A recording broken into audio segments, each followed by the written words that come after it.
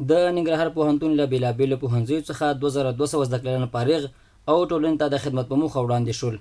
د فراغت په دغه مراسمو کې د لوړو زده کړو وزیر شیخ ندا محمد ندیم فارغ شوو زده کړيالانو ته په خطاب کې وویل هر څوک چې د ستړیا او تکلیفونو زغم او صبر ولري حتما یې ثمره ګوري، لکه نن چې تاسې د 4 کلونو ستړیا او زخمتونو ثمره ګورئ. نوموړي دغه راز له فارغو زده کړيالانو وغوښتل چې په ترسره کړو زده کړو بسنه ونه کړي، تر ماسټرۍ او ډاکټرا کچې زده کړې وکړي.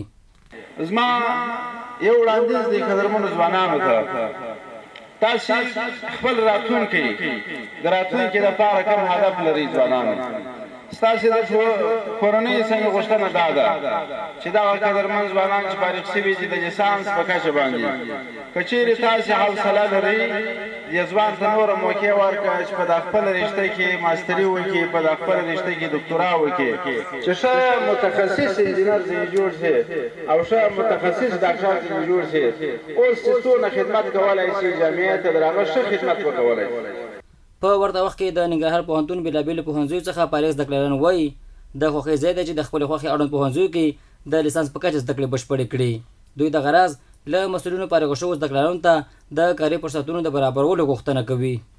د کمپیوټر ساينس پوهنځي څخه اوس فلحال مونږ فارغ یو. د دې نه وروسته چې دی مونږ اراده لرو تر څو چې دی خپلې زده کړې نورو ته هم دوام ورکړو. دغه زمونږ چې دی دغه اخري سټاپ نه دی او اخري ځای زمونږ نه دی چې مطلب مونږ دلته ودرېږو او نور تعلیم ته ادامه ورنکړو. د دې نه وروسته چې دی مونږ اراده لرو چې ماستري، د ماستري نه وروسته ډاکټرا، دغه ټول تعلیمي ډګر چې کوم بشپړ کو افغانستان ته لاسته راوړنې راوړو. د اسلامي امارت نه مې دا غوښتنه ده چې موږ 4 کاله زحمتونه تیر کړل، تکلیفونه مو تیر کړل، عملي کارونه مو وکړل، د ځینو رادیوګانو سره دلته موږ عملي کارونه وکړل.